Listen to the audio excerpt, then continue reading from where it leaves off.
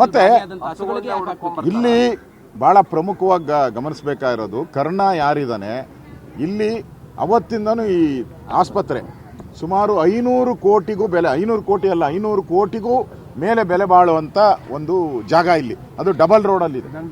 ದನದ ಆಸ್ಪತ್ರೆ ಸುಮಾರು 3 ಎಕರೆ ದನದ ಆಸ್ಪತ್ರೆ 4 ಎಕರೆ ದನದ ಆಸ್ಪತ್ರೆ ಅದನ್ನು ವಕ್ಫ್ ಬೋರ್ಡ್ ಅಂತ ಮಾಡಿಬಿಟ್ರು. ಇಡೀ ಸಮುದಾಯ ಇಲ್ಲಿರೋರು ಇರೋದು ಒಂದೇ ಆಸ್ಪತ್ರೆ.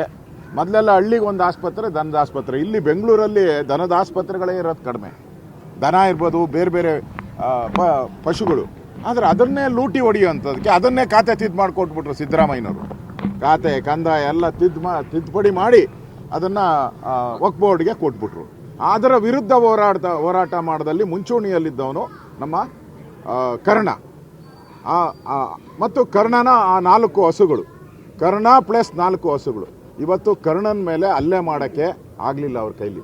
ಕರ್ಣನಿಗೆ ಎಚ್ಚರಿಕೆ ಕೊಡ್ತಾ ಇದ್ದಾರೆ, ನಿನ್ನ ಹಸುಗಳನ್ನು ನಾವು ಕತ್ತರಿಸಿದಿರಿ, ಮುಂದೆ ಒಂದು ದಿನ ನಿನಗೂ ಈ ಒಂದು ಕೃತಿ ಆಗುತ್ತೆ ಅನ್ನೋ ಒಂದು ಎಚ್ಚರಿಕೆಯನ್ನು ಕೊಟ್ಟಿದ್ದಾರೆ.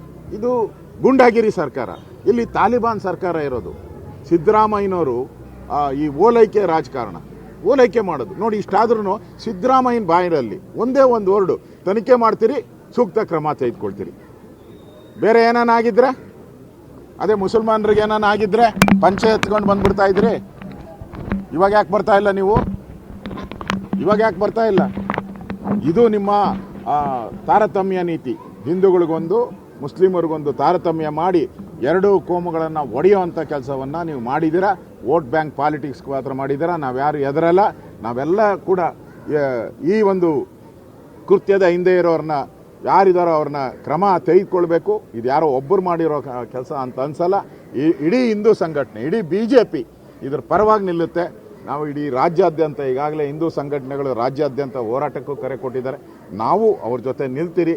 ಈ ಧರ್ಮಯುದ್ಧ ಇದೊಂಥರ ಧರ್ಮಯುದ್ಧ ಸಿದ್ದರಾಮಯ್ಯನವರು ಈಗ ಕೊಟ್ಟಿದ್ದಾರೆ. ಈ ಹತ್ಯೆ ಮಾಡೋ ಮುಖಾಂತರ ಸಿದ್ದರಾಮಯ್ಯನವರು ಈ ಧರ್ಮಯುದ್ಧಕ್ಕೆ ನಾವು ಚಾಲನೆಯನ್ನು ಕೊಟ್ಟಿದ್ದೀರಿ. ಇನ್ನು ಮುಂದೆ ಈ ಧರ್ಮಯುದ್ಧವನ್ನು ಮುಂದುವರಿಸ್ಕೊಂಡು ಹೋಗ್ತೀರಿ. ಯಾವುದೇ ಈ ರೀತಿ ಗೋವುಗಳನ್ನು ಹತ್ಯೆ ಮಾಡುವಂಥದ್ದನ್ನು ನಾವು ಖಂಡಿಸ್ತೀರಿ. ಮತ್ತು ಹಿಂದೂಗಳ ಮೇಲೆ ಆಗ್ತಾ ಇರುವಂಥ ಹಲ್ಲೆಯನ್ನು ಖಂಡಿಸಿ ನಾವು ಇಡೀ ರಾಜ್ಯಾದ್ಯಂತ ನಾವು ಈ ಹೋರಾಟಗಳನ್ನು ಮುಂದುವರಿಸ್ತೀವಿ.